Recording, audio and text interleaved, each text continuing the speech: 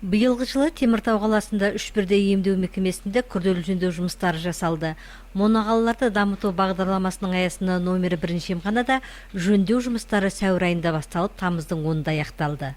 С 1 апреля 2014 года по 10. Жөндеу жұмыстары сәуірден басталып, тамыз айында аяқталды. Жұмысты мердігер Мекалуан жүргізді. Жөндеу жұмыстарына республикалық бюджеттен 58 миллион 198 мың 809 теңге бөлінген. Белгіленген жұмыстар бойынша емхананың электр жарықтары, жабдықтары ауыстырылып, негізгі бөліктің шатыры жөнделді. Лифт ауыстырылып, белгіленген жұмыстардың барлығы кесте бойынша жүргізілді.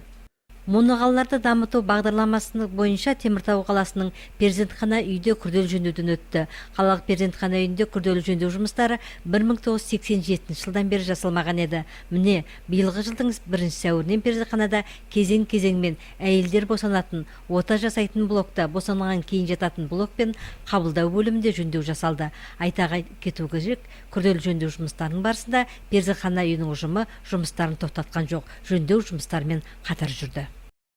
В 2014 году произведен капитальный ремонт здания. 2014 жылы Теміртаудағы перзентхана үйінде 2012-2020 жылдарға арналған моноқалаларды дамыту бағдарламасы бойынша жүрді. Осы мақсатқа 68 миллион 900 мың теңге бөлінді. Жұмыста алуан мердігер мекемесі жүргізді. Жөндеу жұмыстары сәуірден басталып, тамыз айының 31-інде аяқталды.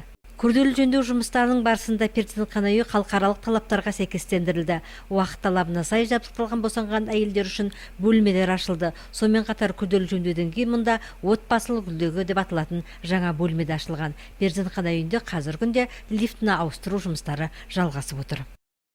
Ввиду экономии средств капитального ремонта на сумму 4. Қаржыны үнемдеу мақсатымен 4 миллион 600 мың теңге тұрмыс сапасы мердігер мекемесі сырттан кіретін орынды 15 қазаннан жөндеу өткізуде. 2014 жылдың 30 қазаннан жолаушылар лифтін күрделі жөндеуден өткізу жұмыстары да басталды. Жұмыстар әлі жалғасуда.